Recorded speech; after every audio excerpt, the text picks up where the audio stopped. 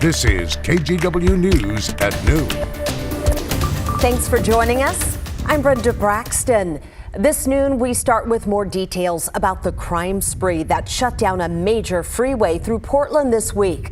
Clackamas County deputies shot and killed a man after he allegedly tried to carjack multiple people on Interstate 205. Deputies say they tried to get the guy to stop several times around 10:30 Wednesday night. They put down spike strips, blowing out his rear tire as he sped down I-205 north. Authorities say he crashed, jumped out, then tried to hold up drivers under the freeway overpass. Here are some clips from deputies' radio communication leading up to the shooting. It begins as they pull up beside the suspect. 3-6, he's got a handgun. He pointed it right out the driver's window at me. Just past Powell, still speeds 85. He's running with a handgun in his hand. Right near too, he's kind of playing Frogger, pointing a gun at someone, about to carjack someone. He's under Market Street trying to carjack people. Shot fired, he said, not in my car. 183 shots fired. Deputies still have not publicly identified the suspect or said why they were chasing him in the first place. In Albany, a detective is on leave after shooting at two suspects while trying to arrest them outside Bob's Family Market. This happened Wednesday night. Police say the suspects were wanted on multiple warrants and rammed several cars in the parking lot. The man and woman were not hit by gunfire and were eventually taken into custody. A shooting in Portland's Old Town this morning killed a man. Police were called to Northwest 2nd and Cooch just after 2 a.m. and found the man injured in the street. He was rushed to the hospital where he died. No word yet what led up to the shooting.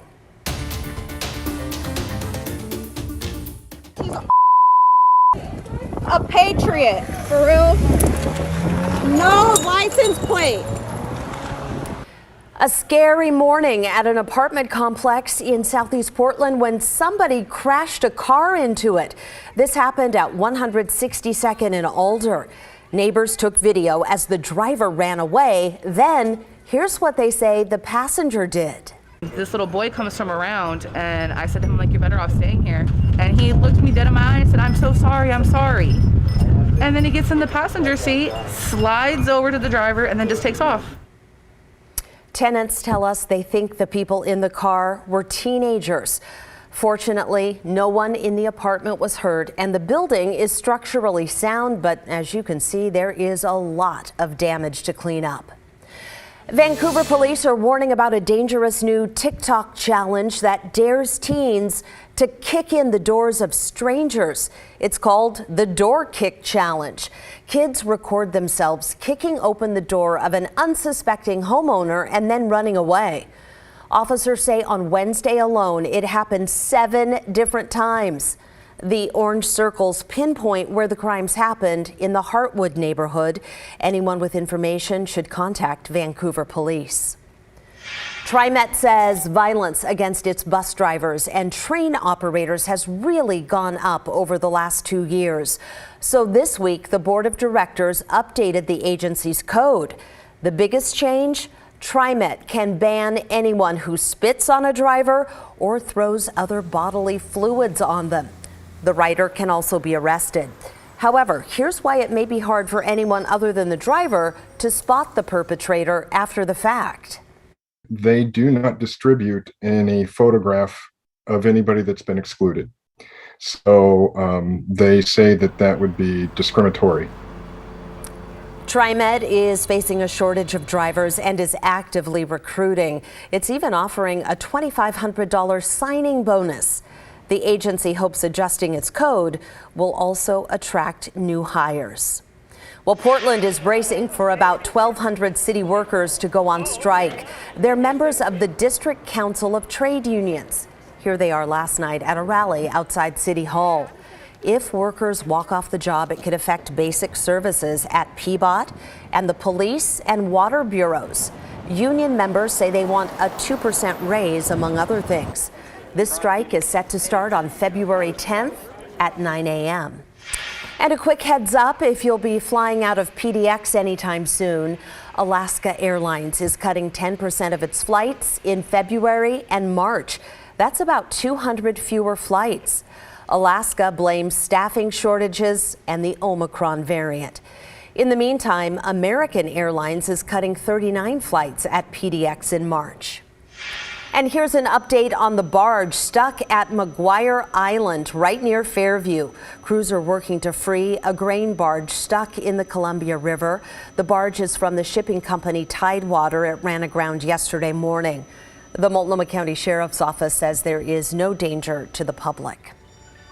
Okay, let's head back to the Weather Center on this Friday afternoon. Check in with Rod. We have had quite the run of dry weather. Yeah, this is day 8. For Portland tomorrow will be day 9. And, except for the first half where we had the fog and now we don't, it's all been the same type of weather and basically the same type of temperatures. Another gorgeous day. Now, I do believe this is Cannon Beach Live. This will be the final just sunny day at the coast. Clouds are expected to begin increasing here. You see some folks, it looks like their dog on the beach enjoying it, and it's mild. Temps 47. We'll see mid-50s at the beach again this afternoon. Remember, we've actually had some 60s. Now, the one spot that has just been cloudy and cold, and they haven't been enjoying the sunshine, is from about Hood River out to the Dalles, out toward Pendleton, and up into the Columbia Basin of Washington. When you get a temperature inversion, this is an area that often gets locked down. That inversion will be weakening tomorrow.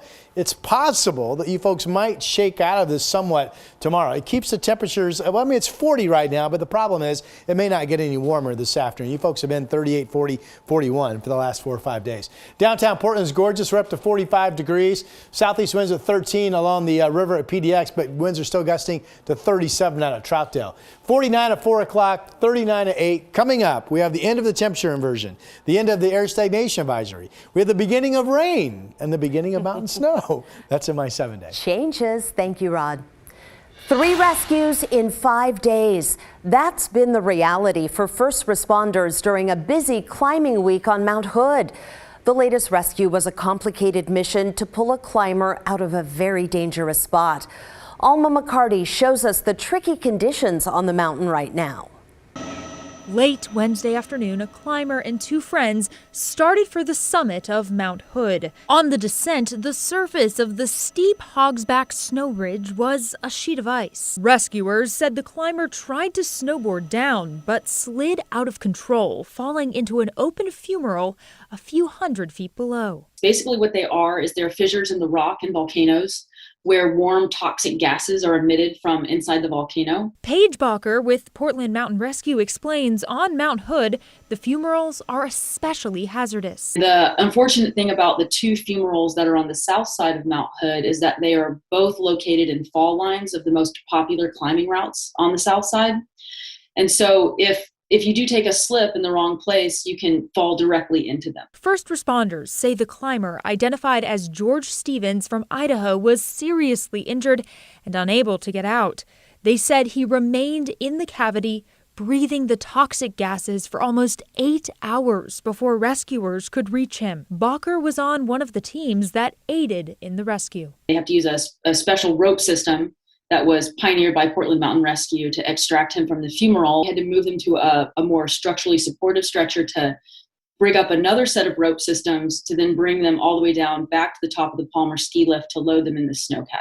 She said when the sun comes out, the climbers come out, but that's not always a good thing, especially this time of year. With the really long stretch of nice weather and it being wintertime, that's kind of like a recipe for rescues. Portland Mountain Rescue took part in 2 other missions on Mount Hood within the last week. One of those was Saturday, when a climber reported that his equipment was failing and couldn't get down from the summit. One thing that I have noticed over the past shift, really in the past 5 years, is the increase in the number of climbers that we have attempting Mount Hood in the wintertime. It didn't really used to be much of a winter objective back when I started climbing. Bacher said unless you've got advanced mountaineering and navigation skills, it's best to wait until the spring. The days are longer, the snow is softer and more forgiving, but in the winter, the days are shorter and the snow is much icier and much less forgiving. Alma McCarty, KGW News.